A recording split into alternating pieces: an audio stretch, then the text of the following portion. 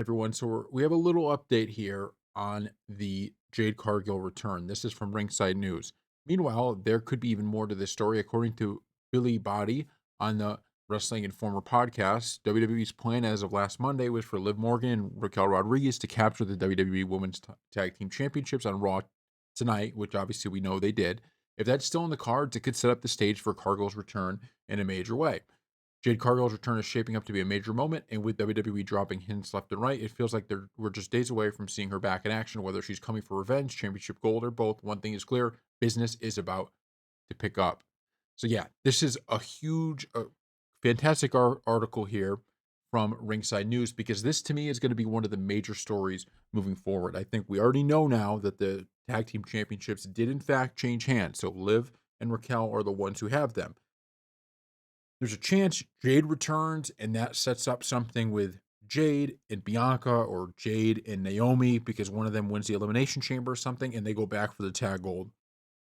That's certainly a possibility, right? Because Jade's going to be pissed at those two. But there's also this possibility, and this is where I lean, that Jade didn't actually get attacked by Raquel and Liv, but instead it was either Bianca or Naomi. And I'm thinking it's probably going to be more Naomi than necessarily Bianca, but there is so much that could actually happen.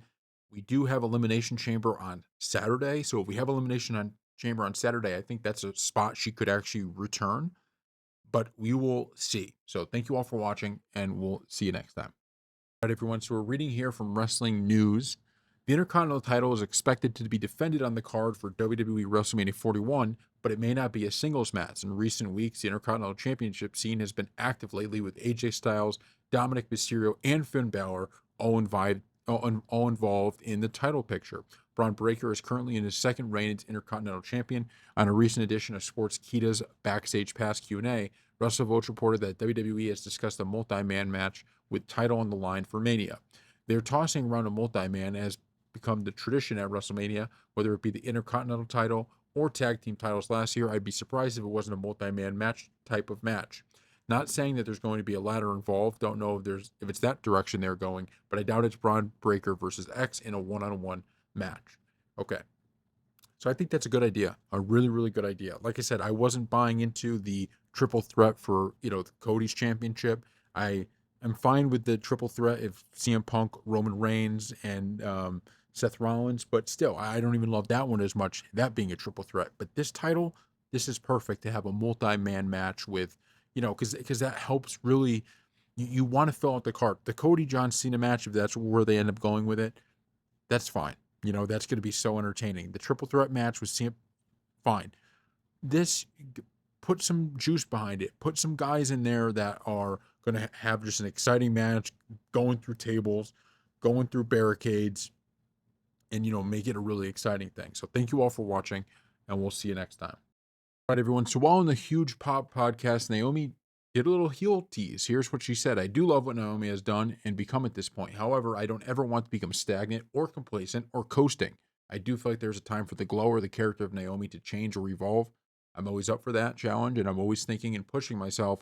Also, I don't want to force anything, and I feel like that timing has to be right and thought out. For me to change after being so connected and established and with something that still works, I would want it to be worth it, and I want to still go all in with it. And that does mean me going to the darker side. I don't want to throw that away because it would be a huge deal, not just for me, but for fans. I still think I'm a very safe woman on the roster where you can have a place everywhere. I'm established and a strong baby face. If I was to get away from that, we all have to go all the way. I got to be nasty. I got to be dirty. I have to be something y'all haven't seen before.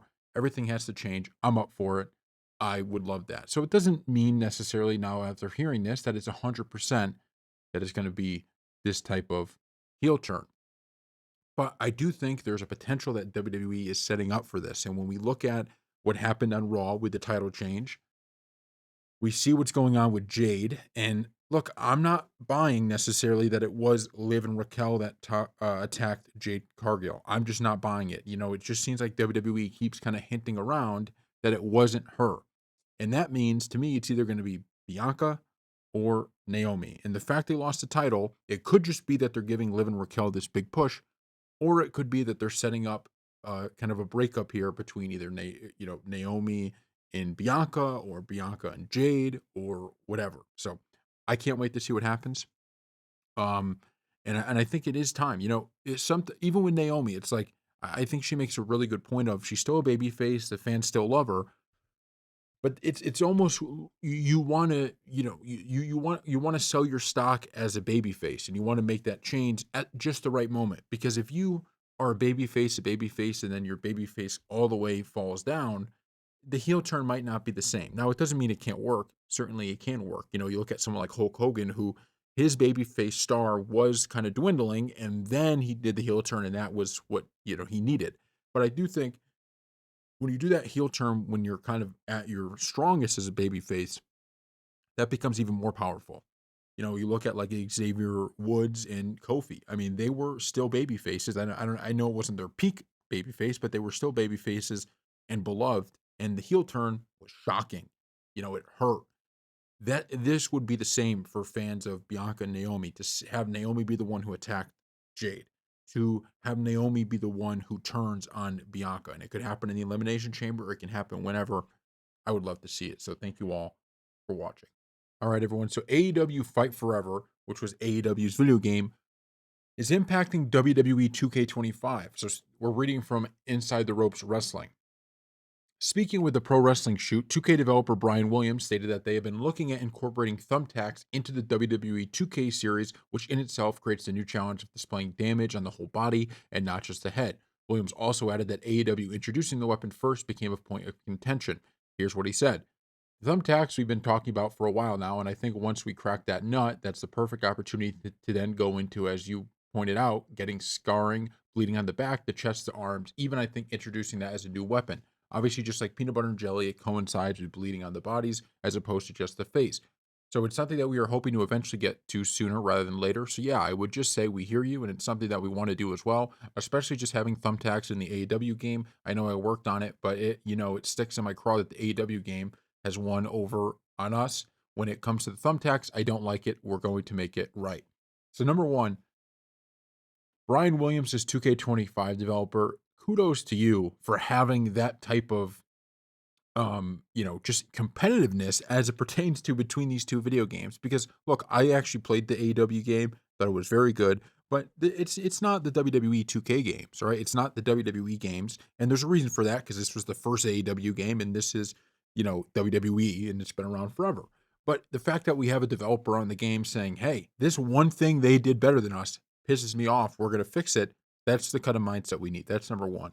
Number two, when we're talking about increases in these games, how you make these things better year to year, something like thumbtacks and kind of bruising and bleeding all over the body instead of just in the face, these are the type of additions that I think really make a game. And I know we always talk about modes and what superstars and stuff like that, but even a little twist like this, the fact that we could use thumbtacks, something that WWE has used since its beginning, the fact that we could see actually the damage you're doing to the wrestler, like you see in actual WWE, that alone is a feature that could make a game.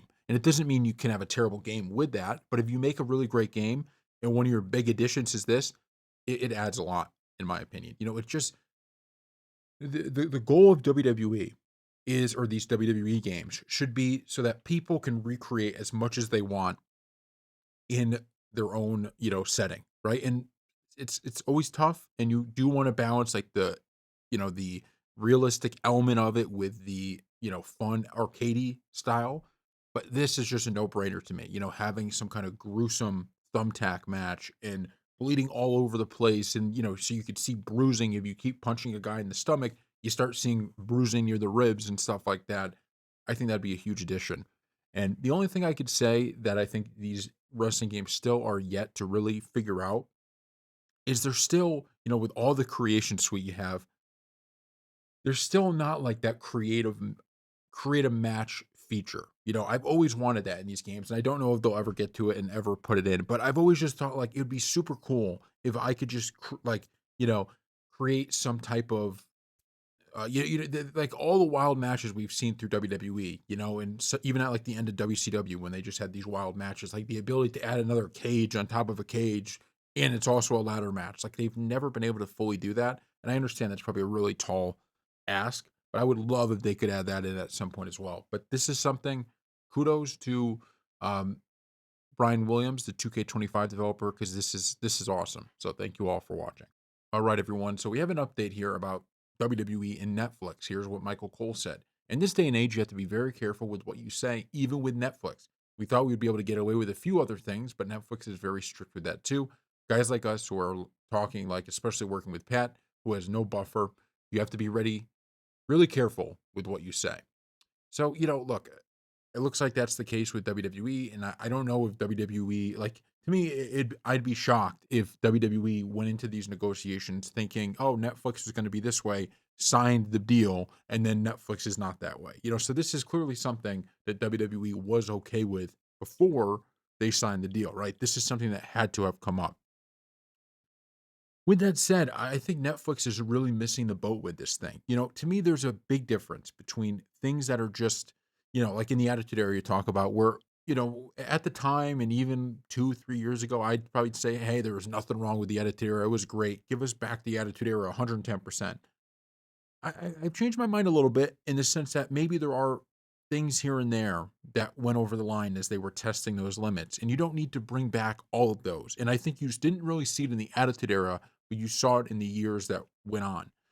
Before the PG era, which is one of the reasons they went PG, where I think WWE was trying to capture the magic of it, and they were just kind of being inappropriate to being inappropriate. And that's wrong. If you're just being inappropriate to be inappropriate, people can kind of sense that and they're just like, I don't know if I like this. Whereas if it's something that's just genuine and it's a little bit inappropriate, people I don't think care as much. And so I think that's the difference between the Attitude Era and the corresponding years where I think things went a little bit out of hand as they were trying to recapture that magic. So I understand completely why Netflix would not want that version of WWE to be back, just to be edgy. But I think you're missing that people, let's talk about family friendly presentation. Like, okay, so certainly you got to make sure it's age appropriate for kids, and I completely understand that because WWE, there's so many kids that love wrestling, and to just kind of say F you to them, we're going to put on this product and kind of take that environment, I think that'd be wrong. I have no problem with having it so that kids can also watch it and parents are okay with their kid watching it.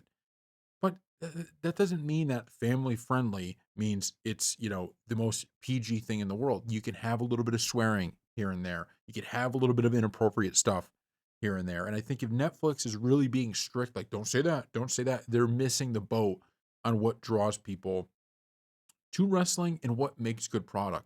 Okay, people understand what the real world is like. They don't need everything to be perfect on the TV screen. That's one of the reasons the Attitude Era was so successful because you had previous to the Attitude Era, you had this entire generation of wrestlers who were fantastic and the product was awesome, but they were larger than life, like superhero, perfect, perfect this, perfect that. And then you have a steroid trial and all of these kind of allegations come out against different things, as the sport got more popular. And it's like, okay, so they were just playing it on screen, So all of these, take your vitamins, you could be as big as Hulk Hogan. That's not entirely true, right? Because Hogan was doing steroids.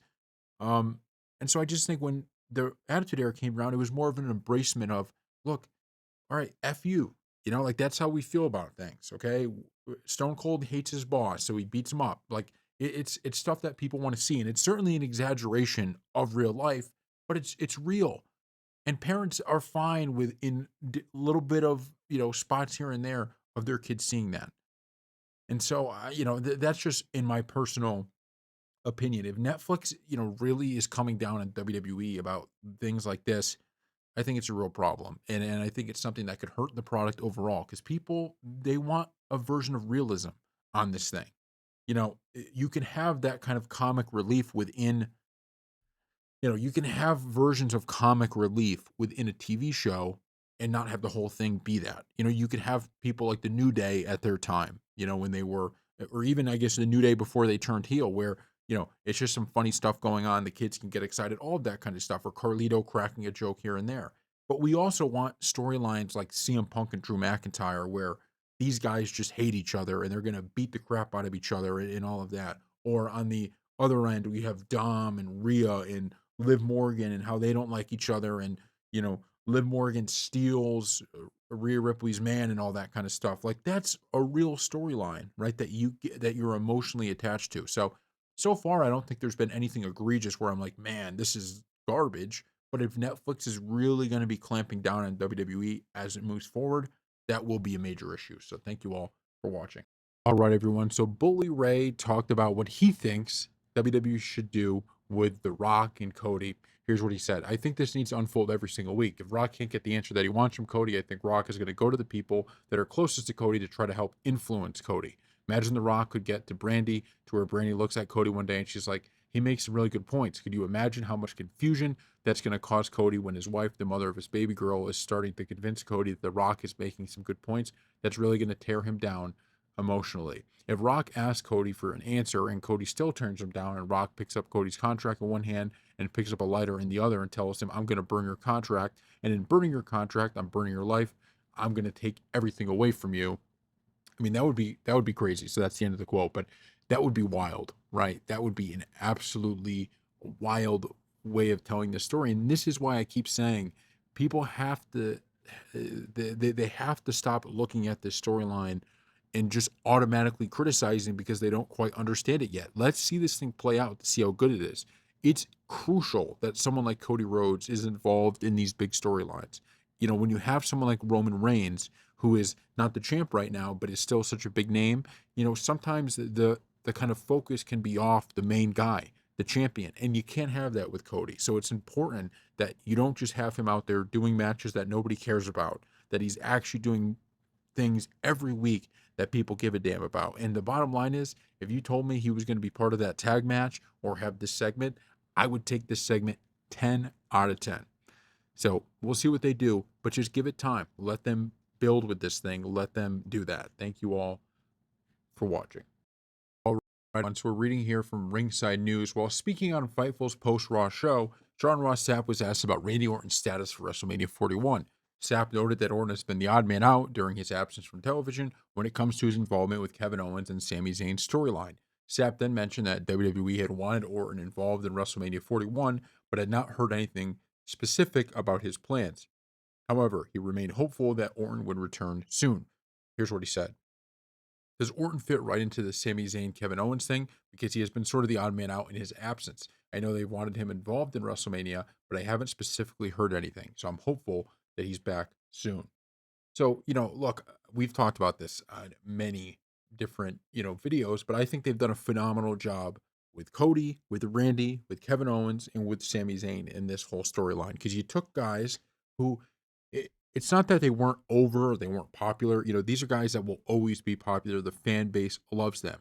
But they were people that were just kind of stuck in neutral. You know, they weren't involved in these massive storylines. And I know they got involved again with the bloodline, but it wasn't like for how good of stars they are, how big of stars they weren't involved in those really just great storylines.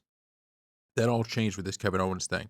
We saw Kevin Owens and Cody Rhodes have this phenomenal match.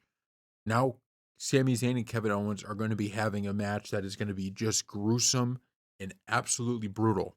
And you could have potentially Randy Orton return at Elimination Chamber and set that up for WrestleMania. So it all began with Randy. It can now all end with Randy at WrestleMania. And boy, do I think that would be a phenomenal way to do this. I think it would excite the fans because you get the return to Randy Orton. And then you get Randy Orton a rivalry he deserves. It's not just some, oh, let's do a tag match and we'll have Randy Orton in it. It's a really good storyline built around his character.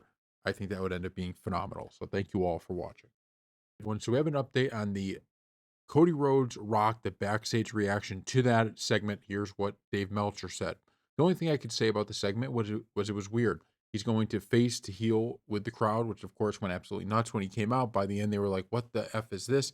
You know, I mean, they were generally quiet, and then we left. You know, with his music. You know, it was like you would expect this big ovation. There was nothing. I know one person there who said that they thought he really diminished Cody. You know, and I wouldn't say that. It's probably an exaggeration in the sense that I don't think he diminished him in a way that is significant, but I don't think that it helped Cody any by being in the ring with Dwayne in that segment either. You know, you're supposed to do the rub and make him as big as Dwayne and all of that. And I would think that's probably the goal, but I don't think that goal was achieved either. Okay. So Look, I thought the segment was fine. And, I think people are missing, and this happens a lot. You have to take the short term out and think about the long term. Because in the short term, the reaction from the crowd, they were stunned. They didn't know what to think of what they had just witnessed. And that's all building to something at Elimination Chamber, which this is something we're going to be waiting for now at Elimination Chamber. They made Elimination Chamber even more appointment viewing. We know The Rock's going to be there. We know Cody's going to be there. We know John Cena's going to be there. Everyone's going to be there. This is phenomenal. So I love it. And also, this idea you're supposed to elevate Cody to The Rock status and that kind of stuff. It's like, what are you talking about? You're never going to do that. The Rock is one of the biggest names in, not just wrestling, but in Hollywood. He's, on the board of directors, right, for the company. So you can't pretend that Cody and Rock have equal power because they don't. And this is either setting up Cody turning on The Rock here and basically saying, I'm not going to do that, in which case, in which case, the fans will love it, or this heel turn that ends up becoming a big deal and people hate Cody. And now you have this awesome heel turn with Cody Rhodes. Like, that's what we're getting out of this. It's just, I will say, it's a little bit frustrating when you read stuff like this and people are like to me, it's pretty straightforward, what they're trying to do. And you could say the segment's weird, you could say a lot of stuff's weird, but it makes complete sense why they're doing what they're doing. We will see if it ends up. Now, at the end of this is if it's terrible, then we could call it out. But I think it's pretty clear what they're trying to set up. We'll see if they're able to deliver it. So thank you all for watching.